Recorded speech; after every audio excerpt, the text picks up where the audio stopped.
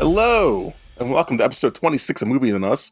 I'm Marcus. And I'm TJ. And this is the genre movie show that reviews movies from the beginning sometimes. Not even close. No, I attempted it. Listen, my mind's still whacked out from this movie we just watched. Well, this is what happens when you do a podcast with a movie guy and makes you watch art movies. Listen, I didn't know what we're getting into until I started watching it. This is a warning to all podcasters. Choose your co-hosts carefully. You chose carefully. You know you wanted someone like me for this. Yeah, but I didn't think about the consequences. This isn't a consequence. This was an experience.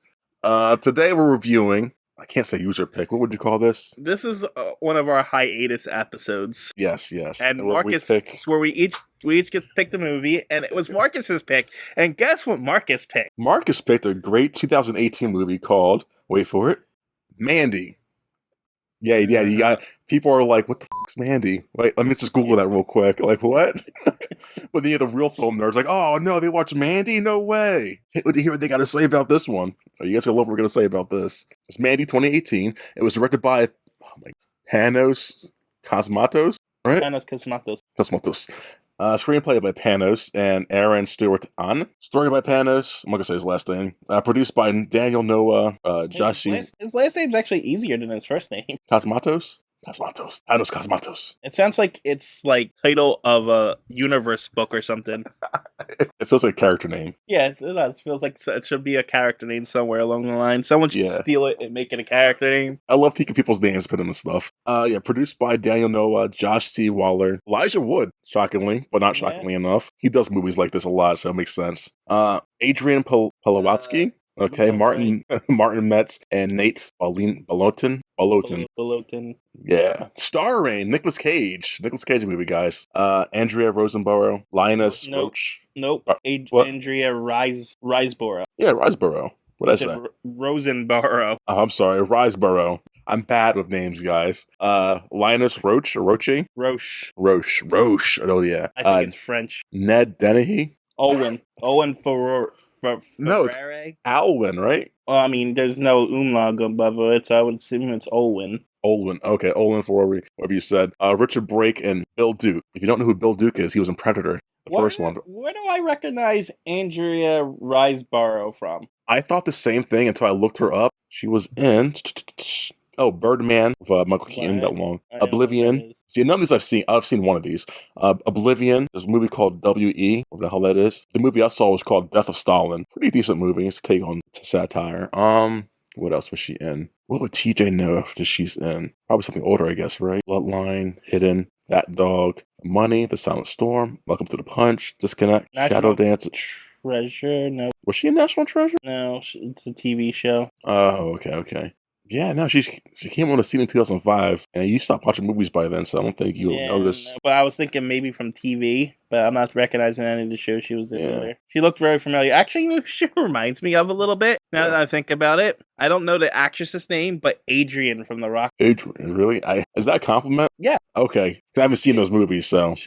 She's also the wife from The Shining. Oh, okay, yeah. That's what she reminded me of. I can see that. Yeah, she definitely had that, like, the look of her, I guess. Yeah. Especially in the eyes. Cinematography for Benjamin Loeb. And why I'm mentioning him, because this movie is very artsy, very stylish, and very out there. I don't know how to put it. So keep his name in mind for future stuff, because he might get picked up by future big things for all I know. This movie is 2 hours and 1 minute. It was filmed in Belgium and the United States, it looks like. It had a budget of $6 million, made back $1.4 million, which isn't bad, I guess, for the type of movie it is, right? Yeah, I mean, it was limitedly released, though, and, it's an independent film. It's an independent, out there film.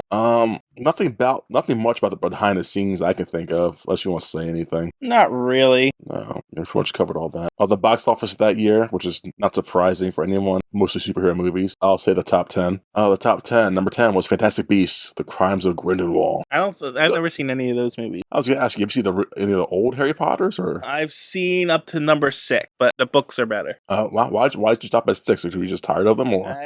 I think I was with a girl when I went. Oh, Okay, TJ. But I think I was also dragged Twilight too. So I enjoyed those movies up to a certain point. It's like, you know what? This isn't for me. Twilight or Harry Potter. Twilight. I saw all the Harry Potter movies, not the Fantastic Beasts ones, but the main Harry Potter series. I just don't care for them that much. And I'm a nerd and I should like them, I get it, but this is not my nerdom. I'd rather watch Twilight, I think. Yeah, I believe that. I just never read them either. I'm going with number 11 real quick because it's Ant-Man and the Wasp. It's the only superhero movie out that year that came in high above 10, I guess, or however you want to phrase that. It's actually a little surprising. Well, I remember people didn't like it as much as the first one, and I didn't like the first one, honestly, but I like this one more. So, number 9 is Deadpool 2. Number That's surprising, too, that it's only number 9. I know. Well, it's not surprising that, and you're not surprised when you see the top 2. Okay. This is worldwide releases. Number 8 is Mission Impossible Fallout. I've never seen any of those movies either. Number 7 is Venom. Number 6 is Bohemian Rhapsody. I'm surprised Venom did better than Ant-Man and Wasp. And what was the other? Deadpool too. Yeah, wow, that's ridiculous. That's what I said. Like, it's because it's Venom. I mean, I liked it, but I know it's a shit movie. I never saw that. Oh, really? Well, we'll get to it, I guess. Number 6 is Bohemian Rhapsody. That's a Queen documentary, right? I don't think it's a Queen one, but I don't think it's called documentary. It's called biopic, I guess. It's based on the life of Freddie Mercury. I think the whole band, not just him. I don't know. I don't watch it because I just didn't care. Yeah, no, I mean, I only saw trailers for it, so yeah, same. I've seen my fair share of those movies, so I was like, I get the gist. Number 5's Aquaman. That was only number 5, though. Number 2 is Incredibles 2. Whoa! I'm not number 2. I'm sorry, number 4 is Incredibles 2. Okay, I saw the 2. That's why I said 2. Number 3 is Jurassic World: Fallen Kingdom. Really? Yeah. Number 2 is Black Panther. I'm surprised that's number 2. Well, what do you think number 1 is? What year was it? 2018. Oh, it's an Avengers. Yeah, it's Infinity War. That makes sense. Yep. That's why the list is so surprising, because you see the 2 big guys out there, the 3 big. Those, are you kidding me? It's 1, 2, 3, 4, 5 of these movies made $1 billion. Yep, that makes sense. That's amazing. Well, that's why superhero movies are awesome. That's why we review them. Yeah, that's why you have a podcast dedicated to them. That's $1 billion. Whew. But yeah, that's the box office of that year. I think that's it. I think we can just dive right into it. So the first thing we see in this movie is a quote, and that quote sets the stage for the entire movie. So I was because it's such a weird quote, and it's from a weird person. I'll get to that right after the quote. And the quote is, "When I die, bury me deep. Lay 2 speakers by my feet. Wrap some headphones around my head, and rock and roll me when I'm dead." And then it says, "When I die" at the end. Yeah, when I die. Oh, when I'm dead. Yeah, when I'm dead, whatever. Yeah, I'm sorry. It starts and finishes. Yes. And it's like, okay, that's a quote. I was like, not credit to anyone. So I had to look it up on IMDb real quick, and it says the opening. I was about to say, it wasn't credited in this, so I don't know. No, you're not going to be shocked at who it's credited to, but again, it sets more of the tone of the movie. The credit to appears to come from the final words of Douglas Roberts, a man convicted of kidnapping, robbery, and murder in Texas, and executed on April 20th, 2005. What was that sticker about, man? It's just typical of this stupid movie. It's such a film student thing to do. Oh, man, I love it. So, just so you know, this movie got, great reviews. It's, 90% on Rotten Tomatoes and stuff like this. Yeah. So, but I know for a fact, if everyone likes this movie, I am in the minority of this movie. I hate to agree with you, but I'm usually the same way. But I don't hate this movie. I just don't get it, I think. It's a movie certain people would definitely praise, people that we know and you guys would definitely know. And it's something you would either really not care for or pretty much really enjoy. I don't think there's a middle ground or a big middle ground at all. Yeah, I mean, I just don't understand what happened. I mean, I get the basic plot of it, but everything else that's going on around it, I don't understand what's happening. Yeah, and I think that's the point, because it's I guess we'll get to it. I can't say a drug movie, but definitely there's narcotics and alcohol involved in this movie. Yeah, but not really. Yeah, it's not like Scarface, but but my point is, the drugs and stuff don't happen until everything starts to go down, but the imagery and stuff's right there from the beginning. Yeah. Yeah, and I'll say it right now. The first 15 minutes of this movie, I can barely review because it's such a stylized 15 minutes of just weird, like weird saturated colors. Not much story going on besides just setting up the characters of Nicolas Cage and his wife. And he's a woodman. What you call it? A lumberjack. That's it, lumberjack. And she works at a convenience store, I guess. We don't get that till later. And she's an slash artist. But does she? I don't know. That's. I don't know. It looks like she just walked into a building and filled it with stuff and says, "I'm selling this stuff. Do you want to buy it?" Because the cash register is a shoebox. Well, I'm guessing he makes such good money doing what he does. She just needs something to pass some time. She does do great art. She's an artist, and she's fantastic at it from the art we've seen. Besides that, she reads, and she does that job, I guess. And it was a cigar box. Sorry. Yeah. But anyway, go ahead. This movie's broken down to 3 acts. The first act, this one's called The Shadow Mountains, 1983 AD. So we know it takes place in 1983. Yeah, that's my first problem with this movie. Why does this movie have to be taking place in the 80s? So it can be nostalgic. So it can have that synthesized music a little bit and that color scheme. But you don't. And that's why I guess when culture active, you don't need the 80s for that though. Especially after the reveal at the end. Yeah. You really don't need the 80s tagline in it. You could have just set this. You didn't even need to give a time period. So honestly, when I'm watching it, you can't tell what's take place in the 80s until you see that. Because there's nothing really 80ish about this. It's just a movie that takes place in the woods. And honestly, when it first started, he's driving. There was a speech from the president on the radio. Yeah. Which makes no sense in the ending again, by the way. No. Well, we'll get to that. But the speech, at first I thought, is that George W. Bush? But no, it's Ronald Reagan. See, I thought it was Bush too. Like, who is that? Is it Ronald Reagan? It's Ronald Reagan. And because he's went on about his, pornography. His pornography speech. And after that, it said 1983. So Reagan was president in 83. Hold on. Were you alive during the time, right? No, it was a year before I was born. Oh, so I don't know much about Reagan. What do you have to think about pornography? Is against it or something? Like, is that a famous speech? He's like the epitome of the conservative Republican, essentially. Yeah. He is like, he won his elections in a landslide. Yes. And so, yeah, and he was pretty much against, he's the one that continued on with the war on drugs and cut stuff like welfare, or at least tried. I don't really exactly know stuff like that, but the start of what basic Republicans from 10 years ago, before Trump, would always complain about, started with him. Okay, I knew most of those policies, but I didn't know that speech or what his big. Ronald Reagan was also a movie star. That I did know. I do have some critiques about the first hour. Honestly, it's great. I love the visuals. Dialogue driven, and it's just to get to know these two characters. This Nicolas Cage is the husband, and this Andrea, whatever her last name is the wife. Yeah. Well, before we get the dialogue, you said it definitely is dialogue heavy, but the first half. The score was so overbearing of the dialogue, I could barely, because they're whispering the whole time, so I could barely understand what they were saying. But I know I didn't have that problem. Oh, I did for some reason. Might have been my setup for all I know. But I know most of the dialogue wasn't really important, and it set them up, but it wasn't story driven. That makes sense, unless I missed something. You think I thought it was going somewhere, but then it didn't.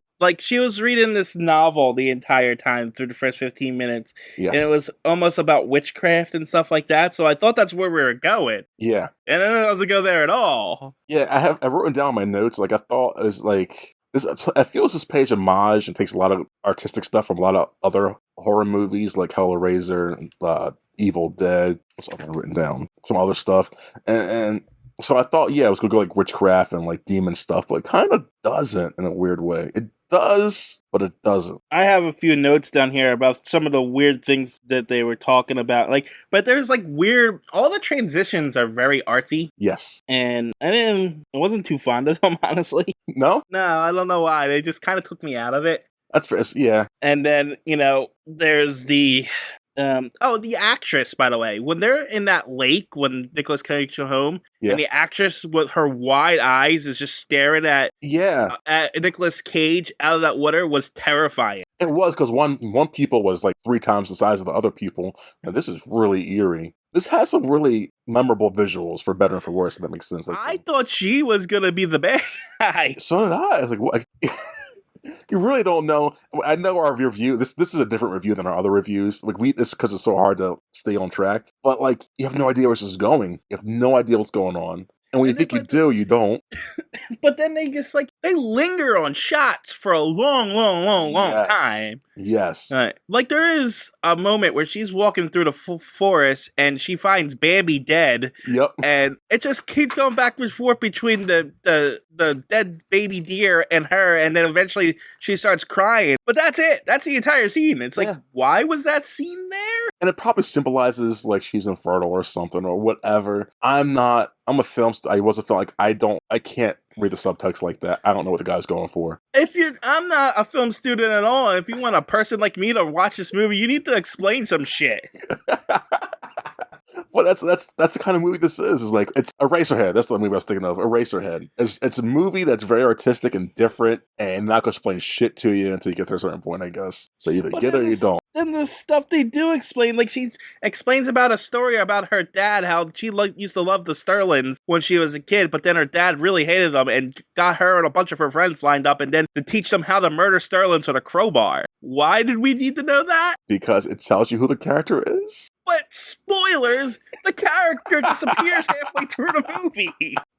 And that's why I don't like movies like this when there's like heavy monologues and heavy dialogue, just because most of it is pointless. And the ones that do make sense, like it's like, why was it there? Like, I feel like this movie could have been like a Tarantino movie. It tried to be like heavy dialogue and artistic, but I don't know. Anyways, that's the. No, I'm not done yet in this first part. Okay, I got all day. Go for it. Because in this, like, it's when Nicolas Cage first talks to his wife in this when he first comes home, because apparently he's a lumberjack and he had to be flown to his job in a helicopter, which I think is common. I don't know, but whatever. So he comes home and he tells the worst knock joke I've ever heard. This infamous knock joke. I love it so much. Worst knock joke I ever heard. Okay, you be Nicolas Cage, I'll be the girl. Knock. Who's there? Eric Estrada. Eric Estrada who? Eric Estrada from Chips. That is the stupidest knock joke I've ever heard in my life. That's literally just Eric Estrada at the door. And they giggle at it. Like, what? Yeah, it's the worst knock joke I've ever heard. Also, so when they go to bed, are they sleeping in the back of a truck? No, it looks like they have like a room just all window, which me personally, I couldn't do. Was all window? Is that what you're saying? Yeah, the room's like all because it looks like it's outside. No, it's just all window. Well, anyway, the first time they're lying there together and they're talking about the universe. Yes, and favorite planets. And he says Saturn or something like that, right? He says Saturn, and she says Jupiter for some arty stupid reason. But then he says he changes his mind to Galactus. Yes. Do you know who Galactus is? I do. I vaguely. He's Marvel, correct? Yes, he is a Fantastic Four, and he eats world. He sends the Silver Surfer in to scout for worlds. Silver Surfer is Harold, and he comes to eat world. Galactus, and we got some comic book lore for you in this cheesy artsy movie. Yay! Now we will get into more to Galactus and I guess Fantastic Four too, right? Fantastic Four #2. Rise of Silver Surfer. Yes. Well, technically, it's the third movie. But anyways, Galactus, Saturn. There's a lot of cuddling. Like they're bonding really. Oh, fun fact. Well, not fun fact, but thing I noticed in the credits on IMDb, his name is like Red Miller, and her name's like Mandy Blossom or something like that. So they have different last names. So I guess they're not married or what have you, unless it's like one. You can be married and have different names. Yeah, it's common though. It's not common, but like it's common these days. Yeah, fair. It's more common these days. And the bad guys later do say that they're married. Oh, are they? Do they? They said, they were not threatening her. They say your hubby will be all right when. You follow directions or something. Yeah. Okay. Yeah. So that's pretty much do you have anything else for the first? part of this movie. It's just talking about their life and their little love story, their little isolationness, because they're in the middle of a forest, by the way. Yeah, they live like, I can't say cabin in the woods, but essentially cabin in the woods. So she talks about planning on moving out of there because he talks about moving out of there, but she likes it there because it's isolated and quiet and peaceful. But it's not like a talk, it's like a quick one line. And so when she walks down a path to her job, and it's very artistic and it's a freeze frame, red colors, and that's the end of the first book. Comes up the second. They do introduce us to the bad guys. I'm sorry, and there's new bad guys. There's like 6 of them and 7 of them in the van. Only 3 of them have speaking lines. It's a new cult. So 20 minutes in, we get introduced to new characters. Yes, and this chapter is called "Children of the New Dawn." Yeah, this section is basically on them. They're like a little hippie group. The main guy's name's Jeremiah. He's the cult leader. There's an old lady. I don't know. I'm gonna look up the IMDb real quick. Unless you have the names listed. The only name I caught from her is she was the chemist. Okay, her name is Mother Marlene. The main guy's name is Jeremiah. There's Brother Swan, who's like his right-hand man, I guess, or what have you. Mm-hmm. There's the chemist. That's the guy later on with the lion and all that shit. There's Sister Lucy. I think she's the quiet one. Yeah, she's the only one that doesn't get murdered by Nicolas Cage in the end. Yeah. Brother Hanker, Brother Klopek, Brother Lewis, some other people. They're all cannon fodder. Yeah, only 3 of them. That's Jeremiah, Brother Swan, and Mother Marlene has speaking lines. And the chemist a little bit, but not really. And the chemist is Mother Marlene. No, it's different. He's the guy from The Lion later on in the movie, I said. Oh, I misunderstood then. Yeah, no. The Mother Marlene is the mother, old lady. Because I heard Jeremiah say that his chemist wasted good drugs on Nicolas Cage's wife. So I just assumed she was a chemist. Oh, okay. She probably could help out, for all I know. But yeah, this is a group of just Jesus worshippers, extremists, they're hippies, I don't know if they're Jesus worshippers. They worship Jeremiah. He thinks he's a vessel for God or something like that. Yes. Whatever his thing is. Typical 80s cult leader stuff, right? I don't know. These guys are really evil. Yeah. I was going to say, aren't all cult leaders evil? But no, like, they actually on terrible things they do. They usually get their victims to hurt themselves. Yes. That's not what happened. No, this is more like Manson family level stuff, if not worse. Even Manson family, Manson didn't hurt his followers. He just got them to do the murders. Yeah, this guy didn't doing the murders. You're right. Yeah, so it's like Manson-esque. But if Manson's never got caught, I guess. Or I guess revenged upon. But yeah, he's talking to Mother Marlene. Jeremiah's talking to Mother Marlene because he took a glimpse of Mandy. And he's like, I need her. I want her. Find out where she is and get her for me because she's my new bride, I guess, or whatever he wants her for. Well, he doesn't say that to Mother Marlene. Mother Marlene's getting on his nerves, and he sends her away to bring in Brother Swan. Yes. Yeah. So he says it, Brother Swan. Then I'm sorry. Yes. All that. Okay. And then he sends Brother Swan away and to send in the girl so he can sleep with her. Yes. Because he's a creep. And then there's this book has less weird visuals, but still weird visuals. Oh, then Mother Marlene goes out and she goes to the grocery store, convenience store, and finds out. You skipped. What'd I skip? Oh, God, what'd I skip? The horn of whatever. Did I skip that? That was next. He asked him if he had it. Oh, okay. And I just want whatever it's called, the horn of whatever. That's not a horn. It's an ocarina. Oh, my God, you nerd. How'd you know that? Did you Google it? Did you just know that? No, I played The Legend of Zelda and Ocarina of Time. Oh my goodness. That's why I know it's an ocarina. That's fair. I never played Zelda. I played most games. So he's getting the ocarina / horn / thing you blow into. It makes some crazy noise. Mother Marlene, it's like the next day in morning time. She somehow finds out where the girl works at, where Mandy works at. And she's like, hey, so you're new here? Where do you live? Blah, blah, blah. She's just getting information on Mandy. Mandy's just pretty much answering the stuff right on the spot instantly. But she's still skeptical, I guess. Yeah, she's kind of creeped out by the lady. Yeah. And then the night comes along, and then we see... Hold on, nope. You did it again. You skipped an important thing. What did I skip? When they're talking, she asks her where she lives. Oh, Crystal Lake? Yeah, she lives at Crystal Lake with Jason Voorhees. Yeah, did you like that? I wrote it in my notes. So did I, but I'm surprised you picked up on that. Like, I don't know you watch that kind of stuff. Friday the 13th were in the 80s. Yeah, I mean, okay, that's fair. You don't seem like a kind of movie guy to me. You don't seem like a horror fan to me. I just watched whatever is on TV. Yeah, that's fair. So yeah, he lives at Crystal Lake, and then that's when the guy comes up and blow her. You know what the greatest horror movie ever is? Leprechaun. I knew you were gonna say that. I thought you were gonna say Leprechaun 2 or 4 Back to the Hood or whatever it is. No. I enjoy Leprechaun. I mean, I enjoy Puppet Master too. I enjoy most of those horror movies. Puppet Candyman's Master. good. Me and Yeah. my uncle had a fight for Puppet Master for like 14 years. Wait, what do you mean? About how because in like the fourth Puppet Master, there's aliens show up in there, Oh, they're and the really? puppets fight aliens. And Yeah. he used to tell me that never happened. This is before the internet, and then finally, I was able to prove it. So yeah, it's nighttime. They get to her house, and brother Swan blows into the ocarina of time. And reverses time. Yeah, is that what that does in the movie or in the book or the game? In the game, it does a lot of things. It opens doors and reveals hidden things, but its main thing is to go back in time and go future in time. This switch between young Link and old Link. Well, not old Link, teenager Link. Yeah, pretty cool. Anyways, he blows the ocarina. They all go back to the van and sit and wait. The cult members, and this crazy satanic biker gang shows up. I thought they were demons on four wheels.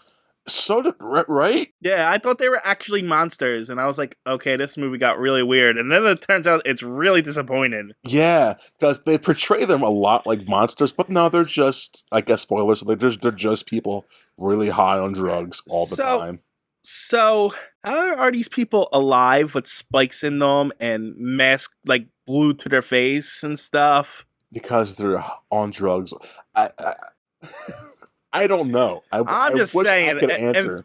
Infection and sepsis should have set in at some point. Oh yeah, no matter how high you are, your body's gonna fail on you. Yeah, I mean, the one guy has like spikes all through his shoulder blades and stuff like that. Yeah, they reminded me of the Hellraiser Cenobites. They were Cenobites essentially. That's all they were, just human versions. And I wish they would have leaned into it and made them real demons. Like, okay, that'd been a cool. Yeah, at least it would have been interesting. Yeah. But no, they're just drug addicts. And it would have made sense with the ending. Yeah, it would have made all this would have made more sense. These cult members are drug makers, I guess, and these are their suppliers, dealers. What do you call them? They're people you sell to. They what? I supply you. The cult members supplies the drugs. The dealers deal the drugs to customers. So I guess these guys are the customers then. Well, no, from what I understood, muscle. From what I understood, the people who make LSD did experiments on them, and now they're up forever. Oh, okay, that's fair. That's what they said anyway.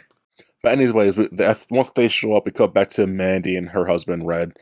They're eating dinner, watch TV, and after that, they get ready for bed. Yeah, and they spend like 2 minutes just lingering them eating food when watching a TV show. I know. Why? Because there's good ways of developing character and there's bad ways. And this is a bad way of developing characters. Like, yeah, we saw them cuddling a lot, but give us something. Give us some good dialogue or something, I guess. I mean, and the dialogue's not even that interesting. When I was first listening to it, I'm like, man, the dialogue's pretty bad in this. Yeah, like I said, there's dumb knock-knock jokes that, like, they're talking to each other. They're not talking with each other. They're talking at and to each other, like, just monologues. Yeah. It's like, this is not how people... You know M. Night Shyamalan, right? Yes. You've seen his movies, obviously? Some of them are shit. Do you see how his characters talk all the time? Like, they talk very, like, not how a person talks. That's what this reminded me of. That's kind of like The Matrix, where they don't use any contractions. Yes. It's like... How can we make our characters different? Let's just get them these weird dialogue speaking bits, and that's how we get characters. Like, no, that's not how you make a character. But anyways, they all, Mandy and her husband Red, go to bed, and then the Cenobites, they show up to the house, get in, and they... Well, not only the Cenobites, but the Coke guys too. His brother Swan. Well, the Cenobites coming first, right? And they... Well, no, they all break in. I guess. Like, what are the Cenobites there for? They're there to kidnap them. Yeah, like, why couldn't the cult do it themselves? Because the cult looked like they're comprised of idiots and old men. Fair. Yeah, these Cenobites come in, and they take over Mandy, tie her up, and pit Cage somewhere else. And then there's this weird... So, this is also a mislead here, because they summon these biker demons. Yes. They give the one guy blood to drink out of a cup. Which I don't think it was blood. I think it was that shit he plays with later. No, it was blood. Was it blood? Because he drank it like straight down. Well, remember that liquid Nicolas Cage and it was red. Was it red? But it was red, and that was like pure silver or something. Okay, yeah. And then they also sacrificed their fat cult member, and I only say that because they say it. But that scene made no sense to me. They make fun of this poor heavyset kid who looks like he needs a friend. And he looks like the kid from Bad Santa, played by Thornton. That little. And I felt bad. I felt bad for that kid too. Yeah, exactly. Why were you that kid, TJ? No. Okay. I always feel bad for the little chubby kids who have no friends for some reason.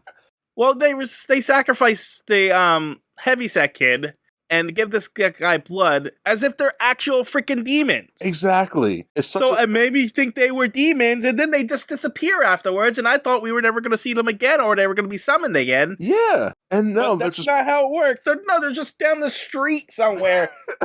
in a drug den. Like, really? Is what's going on? I was like, okay, cool, demons, awesome. I thought the same exact thing. And I thought this cabin was in the middle of the woods somewhere, but apparently there's a city right down the street, and there's other houses that are spread out apart. For like, this movie does one of the flaws where it doesn't show you what's going on. Like, it doesn't show you a layout. Like in a fight scene, you should see what the layout is and how things are going to interact with each other. That's how movies should do with everything, and this movie does not do it for you. The layout of this world makes no sense because they got cities next to forests, next to mountains, next to canyons. Right, we have to next to mines from work for some reason. Yeah, underneath tunnels and stuff. Yeah. It's just a movie with a movie. Oh, man. But anyways, once Mandy and her husband are tied up and separated, and the fat kid's sacrificed for some weird reason. Yeah, they kidnap them. Yeah, and take them back to their leader, essentially. No, it's the house. It's still the house. Well, no, they kidnap them from their house, and they take them to their leader. No. To me, I thought it was their house still they were at. No.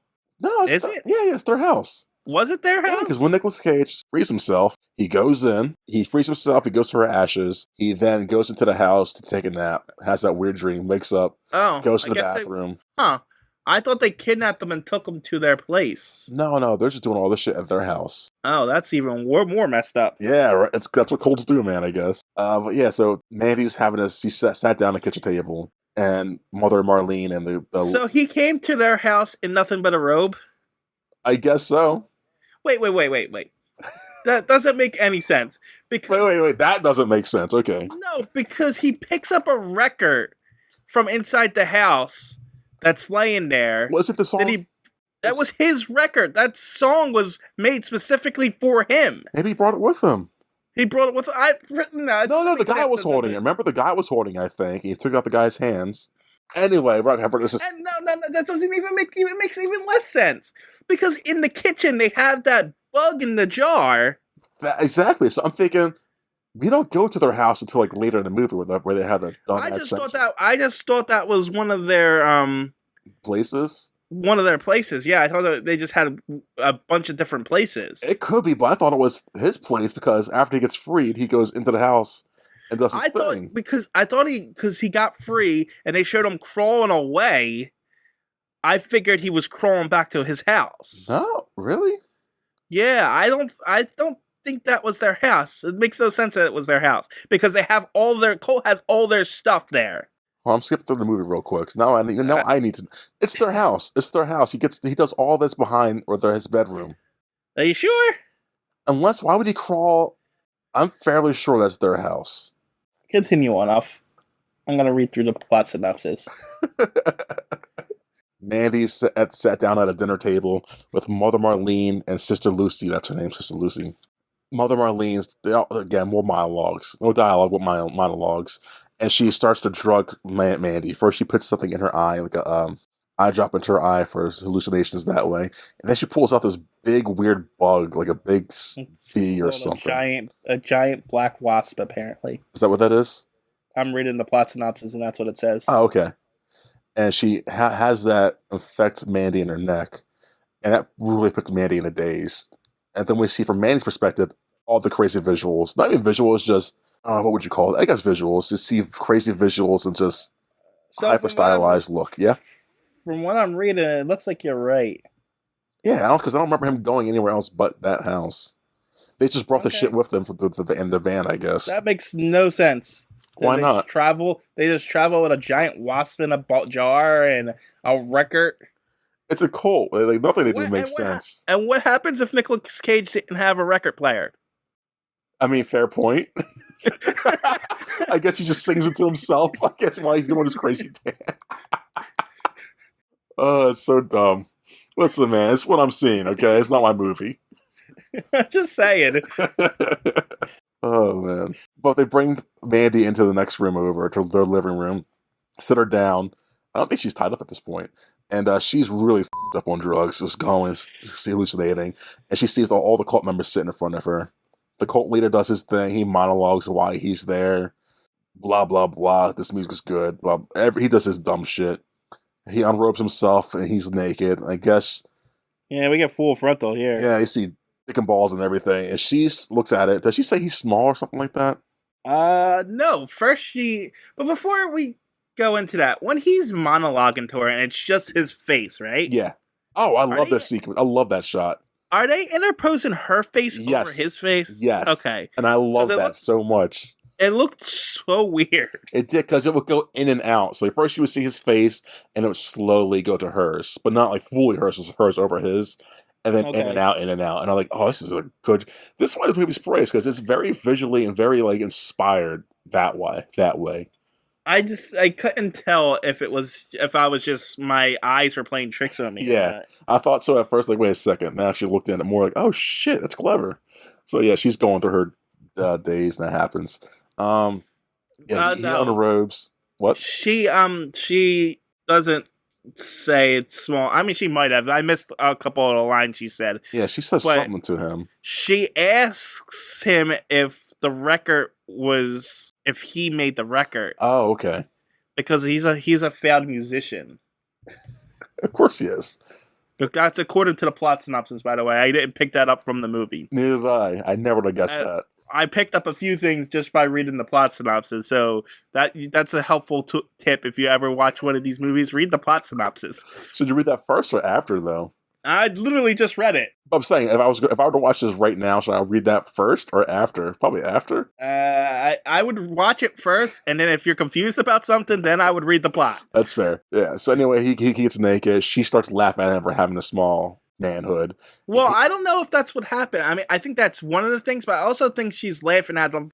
Laughing at that he has his own record and it's his own song. Oh, okay. And everything else. I think because she's laughing at the whole embodiment of all his failures. Yes, and he's not taking kindly to that, and she's laughing hard at him too, like hysterically laughing.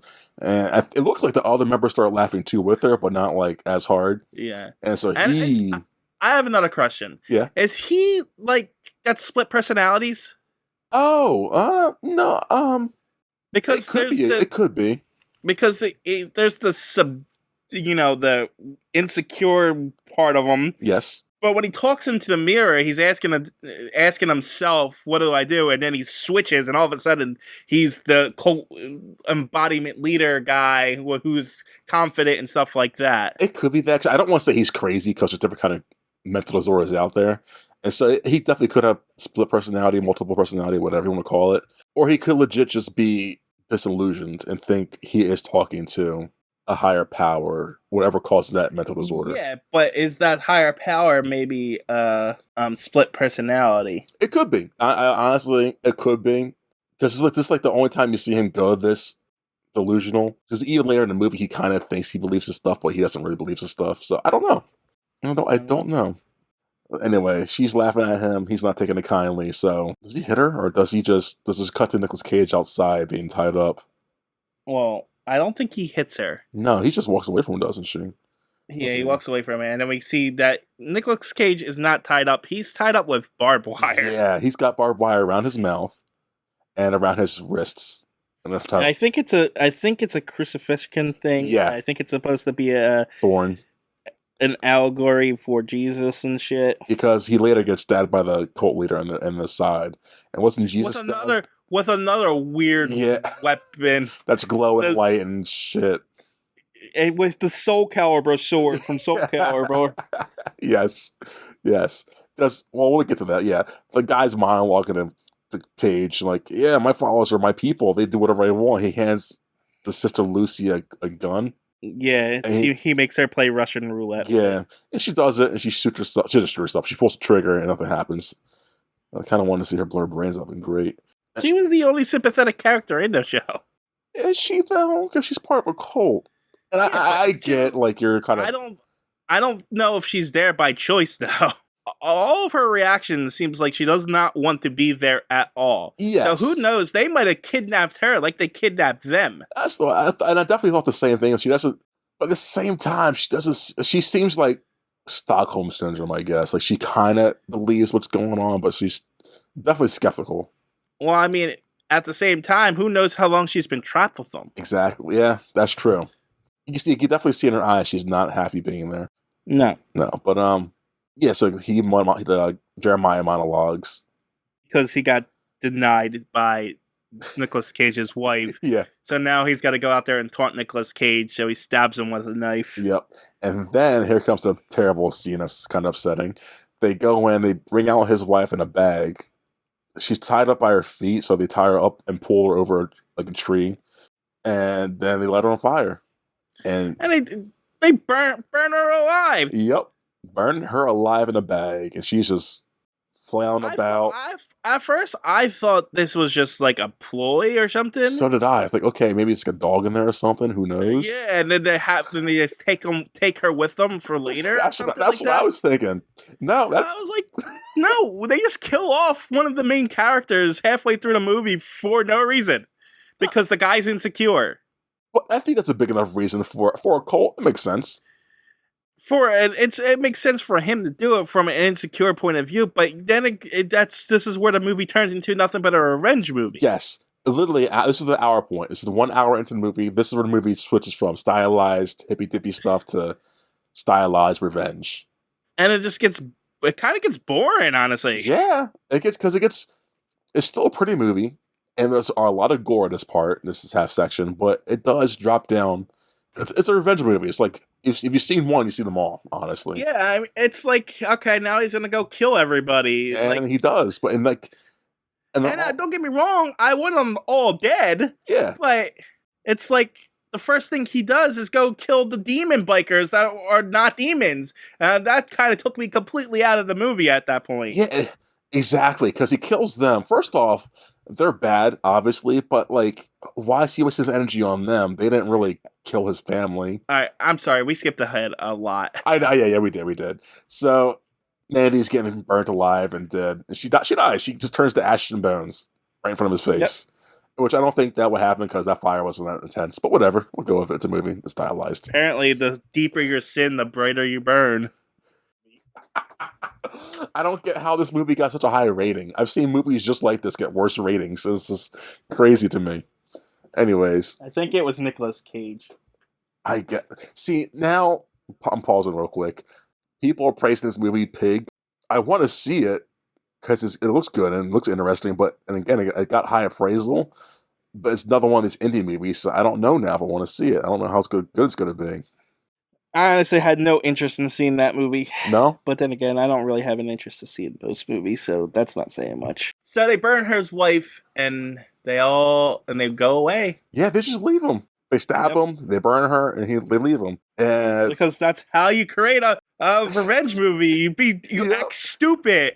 It's not just, why won't they just kill him? There's no motivation to keep him alive. Even if Nicolas Cage isn't Superman at this point and becomes a maniac murderer, that guy just witnessed you murder his wife. Yep. Go to the cops. Takes so much legal he can fine you. Uh-huh. Unless they have people and the cops that they don't show, but like under their belt, he can just go to the authorities and just get arrested. These guys invaded my house, tied me up with barbed wire, and burned my life alive. Yep, and they stabbed the shit out of me. They did so much, they drugged her. Like, they have so much against them. There's no reason to keep them alive. Nope. No. This is dumb. I thought the same thing. And even if you want to give them a supervillain trope and say they left him to die hung up in the barbed wire. Obviously, they didn't do a good enough job because he just slips his hands out and he's free. I can see if they stabbed him more times, but he just stabbed him one time in the stomach. Like, okay. Definitely a fatal blow most of the times, but come on. Barely gave the guy a scratch. Anyways, so Nicolas Cage gets free from the barbed wires because his blood lubricates his hands. So he slips out. He gets free, goes to his house, and just, in disbelief, lays in bed and goes to sleep. Nope, you skipped over. What did I skip over? Oh, he goes to the ash pile? No, you skipped over the Cheddar Goblin. I don't care about the Cheddar. You want to talk about the Cheddar Goblin? Why? I want to know if that's a real brand. I thought it was. I didn't Google it because I don't care enough. I did not care enough. But why didn't they play that whole commercial? I thought it would like transcend him to another thing and make him more. I thought it was like a Ghost Rider thing. Like, okay, he's going to become like some kind of demon goblin thing and go revenge on these people. No, it's just a dumb commercial. He says they're not goblins. That's the. Well, I don't know why they needed to play the Cheddar Goblin commercial for macaroni and cheese, but they did. Right. And they played the whole 30 seconds, 45 seconds of it. Like, why? Well, and then he goes to bed. Yeah, he has some weird dream. And it's animated. Yeah, it's a cool animation, but why? It's got very heavy metal style to it. Yes, you know heavy metal, TJ? I do know what heavy metal is. So his dream is like his wife in cartoon form melting in front of his face. Then he wakes up, goes to the bathroom, and has Nicolas Cage freak out. Finds some hidden alcohol, because I guess he's an alcoholic and has alcohol hidden. I don't think that's it. I just think they just keep that alcohol. No, the only reason I say that because at the beginning of the movie, on a helicopter ride, one of his coworkers offers him alcohol. Oh wow, that's a talk about behind. What the hell is it called? What? What's the word called where you really have to look to see it? Like subtext. It's not even. It's like right in front of your face. Like while credits are rolling, and he's in the helicopter. Yeah, the guy takes a sip of something, hands in the bottle, and Nicolas Cage is like, "No, thank you." Like, you really had to jump from that brief scene in the very beginning of the movie to an hour later where you just happen to notice that the bottle is hidden and in order to pick it up, because I did not pick that up at all. Really? Why else would you have an alcohol? Like, it looks like a vodka bottle hiding in your goddamn bathroom. I just figured maybe they couldn't get rubbing alcohol and it was just there for wounds. I mean, maybe for sure, but to mine, like, that's what I mean, apparently the only store is run by them, and they use a cigar box to do it. So maybe they don't have access to that. You're probably right. It could be anything. It could be anything for all I know. But if you're right, that is wow. You really need to pay attention to this movie. I'm a film student. That's what we do. We just critique shit like that. Like, okay, it's gonna come into play later. Should. But anyway, yeah, so he just runs in to the bathroom, gets alcohol, and just sits on the toilet and just freaks out. And it's finally, you can see the realization that his wife is dead and gone. And I feel bad for him a lot. Well, he's a sympathetic character, too. Oh, yeah, he's not, like, the characters are developed pretty I just don't know why the story is punishing him like this. What do you mean? The story it took weird turns to get to this point, is all I'm saying. I mean, yeah. It felt like it was good. It felt like 3 different movies at 3 different points. Yes. I mean, I guess that's why they broke up the chapters like this. No, I'm not even talking about the chapters. I'm talking about within the first chapter, it felt like we were going magic and stuff like that. Yeah. And stuff. And then there was the demons, and then they're not demons, but, it felt like it was going different places. Mm-hmm. And then it doesn't go in those places. And it's just a bland revenge movie at the end. Yeah. I mean, granted, I like revenge movies a lot. And so, like I said, when I said earlier, you see one, you see them all, I still enjoy watching them. They're all the same movie. Yeah, you're not wrong. I gotta get revenge for my family member and kill everyone. And for a movie that's so praised. Exactly. And so, it falls back on a trope, essentially. And tropes aren't necessarily bad, but I don't see the innovation in that. No. The innovation for this movie is the stylization of everything. The visuals. That's the innovation, I feel. But like you said, everything else is just, you've seen it before. Just not as pretty, I guess. But anyway, so he goes to the bathroom. He goes on a ride to his friend, I guess, who's living in his own trailer somewhere. I recognize that actor. Yeah, he's the guy from Predator. No, I recognize him as the older guy. What do you mean? He was in something recently. Oh, okay. Bill Duke. Maybe it was Black Lightning. Oh, I'm gonna click on his name right now. Bill Duke was in Predator, Commando, X-Men, recently Vandal, Black Lightning. You're right. Okay, Agent Percy, Odell. Yeah, Yeah, he's Odell from Black Lightning. fascinating. So, anyways, we're at this guy's house, and apparently he sold Nicolas Cage's weapons for him because Nicolas Cage is now John Wick, has a history we don't know about or never learn about, I guess. He goes and he has a crossbow that's hidden. Yeah, but like, why? Maybe he was a hunter. I don't know. But why do you have to hide it, though? That's the thing. If you're a hunter, why are you going to hide the shit in someone else's house? Maybe he doesn't want to. Well, they did show that his wife was upset about the dead baby deer. Maybe she didn't like him killing animals. Okay, that's fair, I guess. But they ate meat, though, so see, she was vegetarian, but she's not.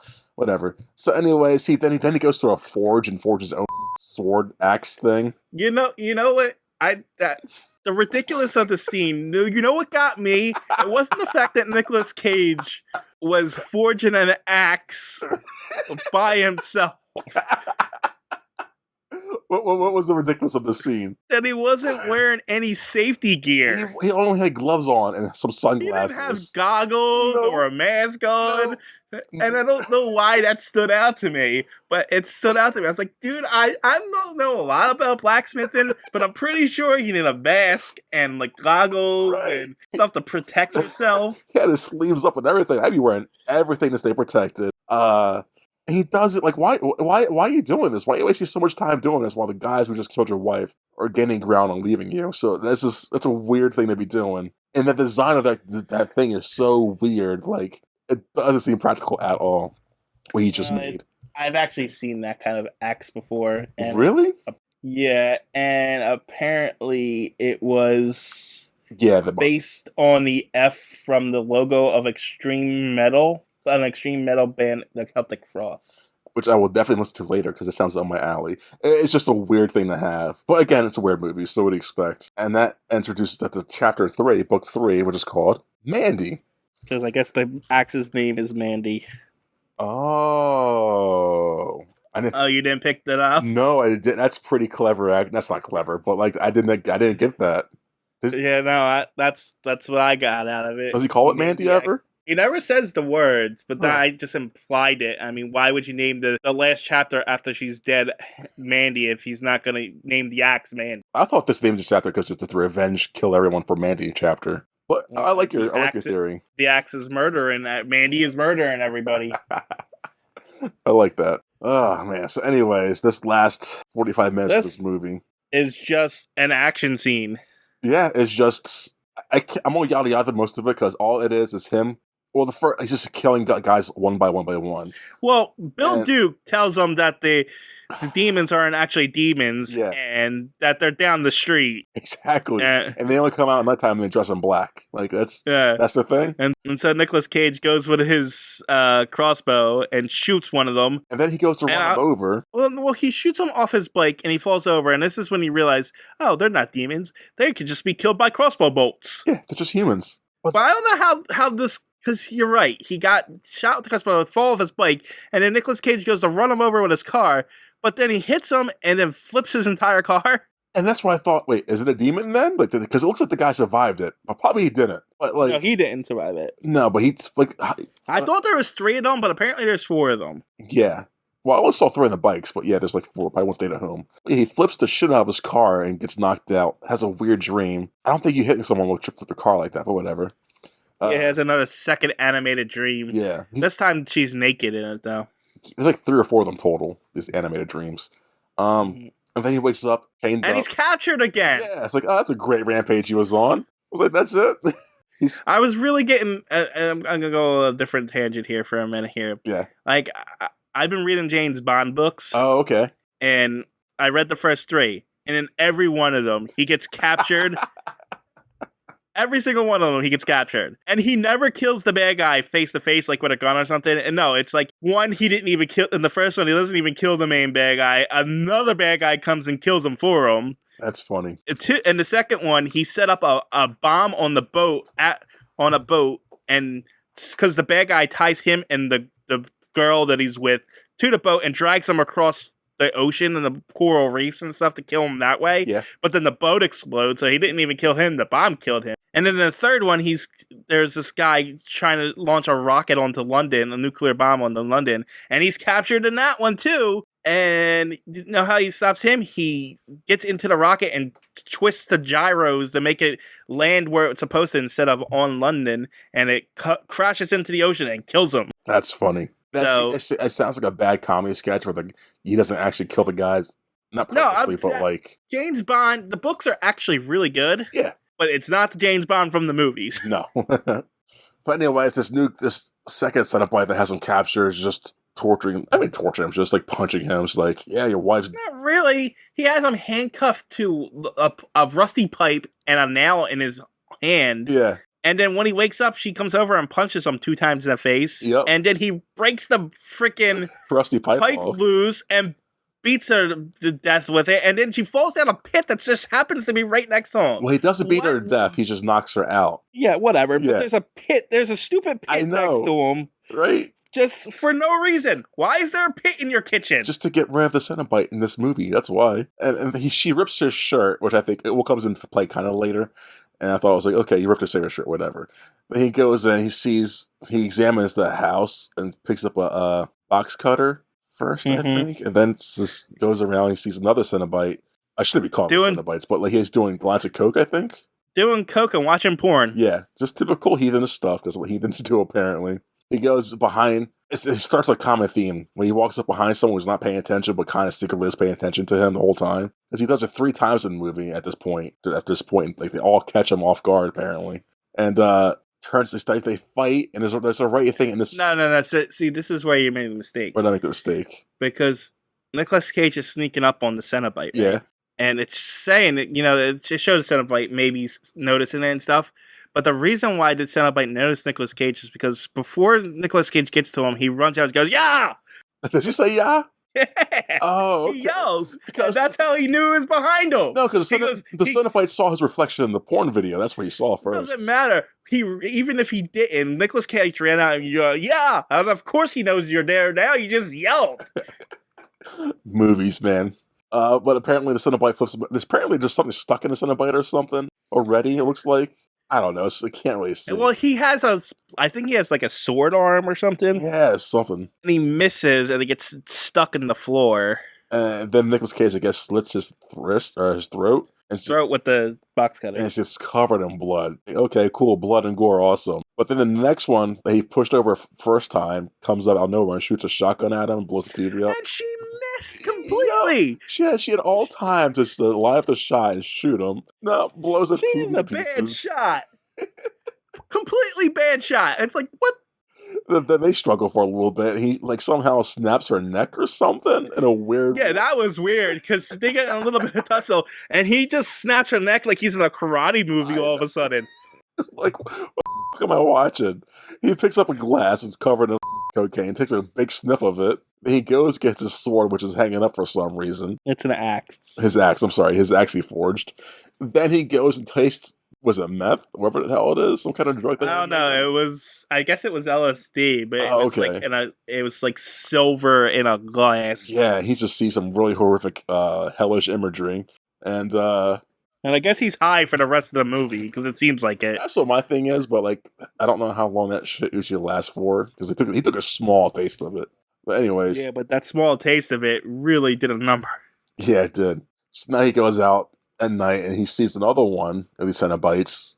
Just staring at a car fire for some reason. Just enjoying the scene. Maybe because it's high, I guess. It's like, I need to see some visuals. I don't know. He's just watching a car fire. Yeah, so Nicolas Cage shoots an arrow through its mouth, and that doesn't kill it for some reason. He just pulls the Cenobite pulls the arrow out through it. So the Cenobite fights really well with a hole in the back of his throat. So like, is it a demon at this point or not? Like, I need to know answers. Because these things are just like, I don't know. He fights it, he pushes it into the fire.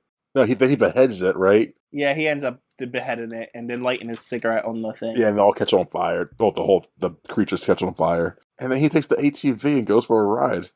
Yeah, apparently, according to the plot synopsis, he seeks out a radio tower that he envisioned earlier. He envisioned it during that LSD trip. Yeah, I didn't pick up on it because I didn't understand why he went to this radio tower. Neither did I don't even know how he knew it was there. Even And he and envisioned it. is this the only radio tower in the forest? I Because guess is so. that how he knew to go to that one? I guess so. And then so after his little off-roading trip, he gets to the chemist. The chemist. This is the chemist, and there's a tiger in a cage for some reason. Yeah, her name's Lizzie. Poor Yeah, Lizzie's trapped in, cooped up in that cage. but not for long because he has like he's just staring down the chemist. I got not Hell Rider. Is it Hell Rider? What's the skeleton from Marvel? Ghost Rider. Ghost Rider. I got such Ghost Rider vibes in this because it felt like he was like staring down. Was it the penance there? Because the guy was just monologuing. It's like, oh yeah, you're right. Let me release Lizzie. Release the tiger. The tiger just leaves, doesn't do anything. It's just telling him like, yeah, we did do bad. They did you up, didn't they? They're up north, man. Just go get them. Like, How does he know where they are? right, right. How does he know they're up north? I guess they stopped by for. I don't know, man. And when you say up north, what the north's a big section of the world. Which where? Is there just one road north? Right? It's just the only. I need more directions, man. All right. The more we talk about this movie, the more I dislike it. See, and it was weird because I thought I gave this a good rate, a decent rating, and I thought the more I would talk about it, the more it would go down. It's still pretty much where I felt it was at, so I'm curious. But anyway, Nicolas Cage leaves. I don't think he even kills that guy. He just leaves him. They still make drugs for some reason. Takes an ATV, goes on a ride, gets stuck in mud, then goes for a walk. Does he take the car? No, he takes he Walks out.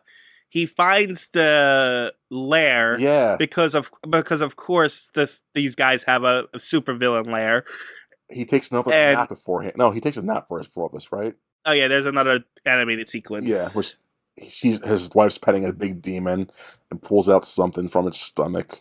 But then he wakes up, and the next day he ambushes the cult, the Dawn. Yeah, Brother Swan. I guess he was driving somewhere with the girl. Yeah, because we needed the girl out of the way for this next sequence. Exactly. So Nicolas Cage has a guy on his back towards a tree, and just slowly penetrates him in his mouth with the sword axe thing.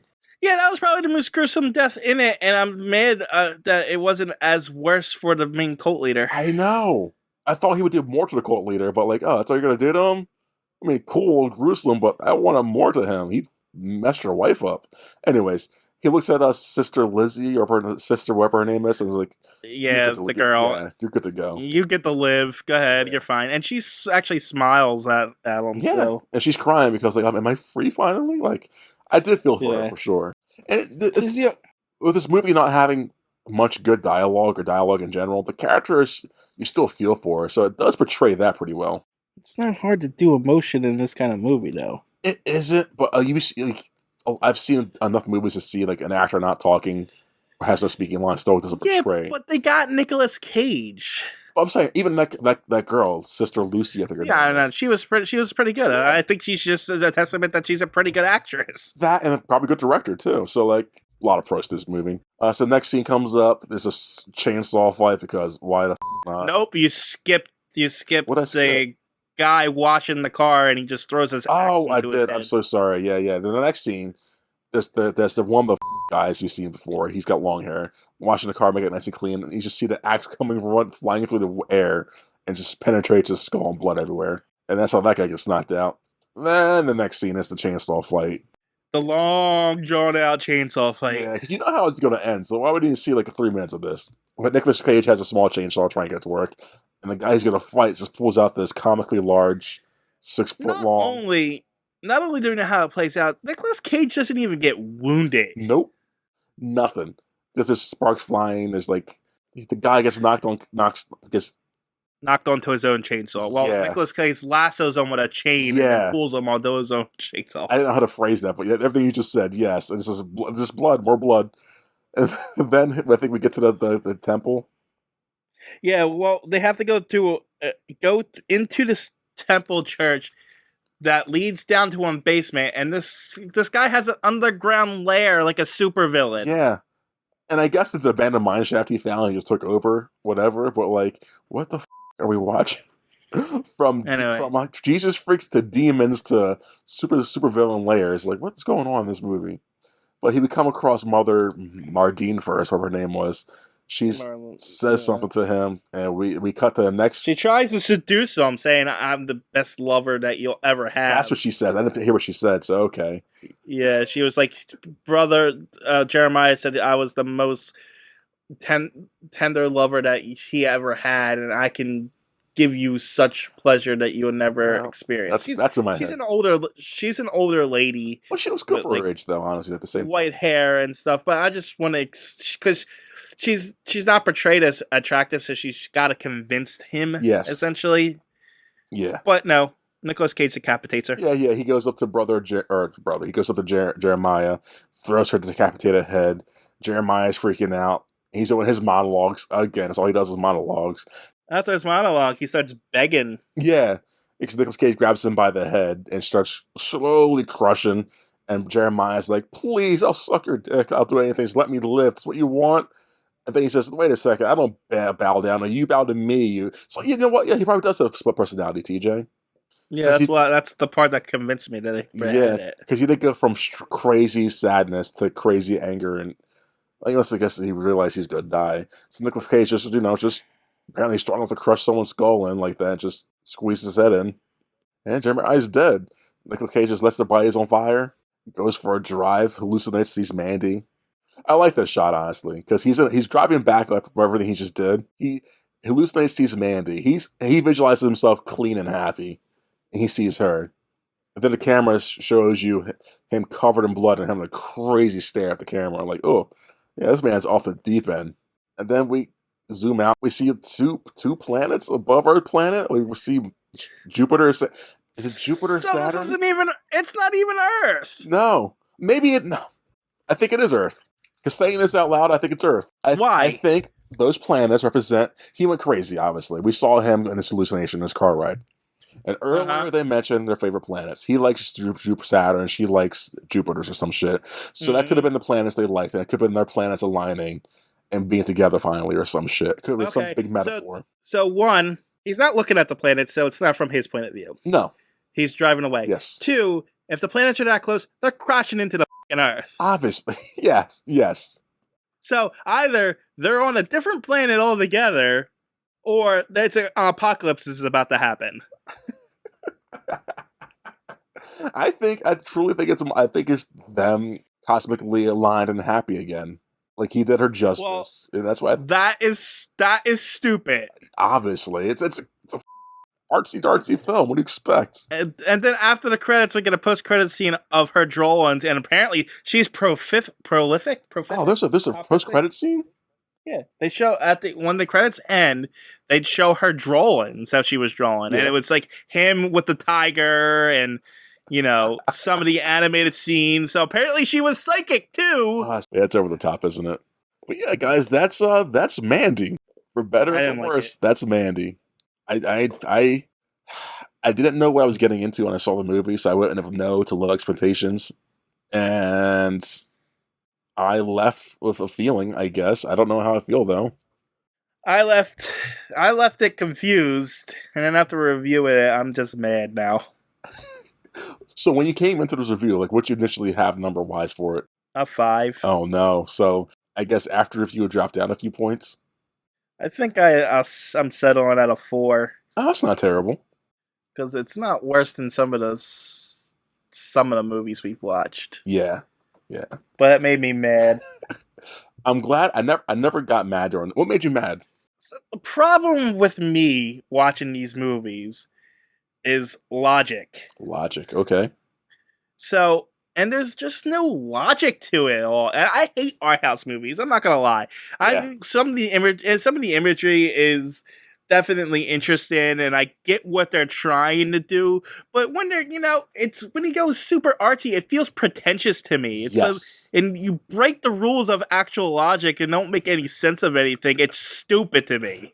You know what's funny? 'Cause I totally like A24, the art house films. So like movies like Midsummer, God, what's the other one? I hate most of the movies that miss the A24. Like The Lighthouse, Hereditary. Like they're movies for a certain audience. I can't say I don't want to say pretentious to knock them down a few pegs, but pretentious film snobs that like love a certain kind of movie, and this movie fits that category. Yeah, it definitely does. And I agree with you. Like I usually hate those movies, but for some reason, And Nicholas Cage did save the movie, yes, no doubt about. I think A lesser actor would have made this a very bad movie. yes. If it wasn't for him, I wouldn't enjoy this movie as much. I can say that with confidence. Yeah, so you didn't tell your rating. I didn't come out this movie hating it. After reviewing it, I didn't hate it, shockingly. So initially I had a 6 for it. But see, it's a movie I can't recommend to anyone unless I know you like certain kind of movies. So I would give this a 5. Because it's stylized. It Yeah. was good for me, visually and music-wise. But like you said, the story to it makes little to no sense. And you just gotta really dig deep into it. And this is how we could tell this is how different me and you are. When we're covering the superhero movies, I'm more lenient than you are. When we're covering the art house movies, I'm more harsh than you are. And that's funny because I just hate on people like art house movies. And I hate art house movies. But to me, this wasn't. It's an art house movie. It is an art house movie, but it wasn't as to me offensive. But as your other ones reasons were. are more lenient. Yeah, yeah. So Because I've seen worse ones. So I was like, okay, this isn't egregious. This isn't too pretentious. That honestly, as we're time for us to get out of here. yeah, I'm done with these idiots. Yeah. Let's go. They made me watch this stupid movie along with you.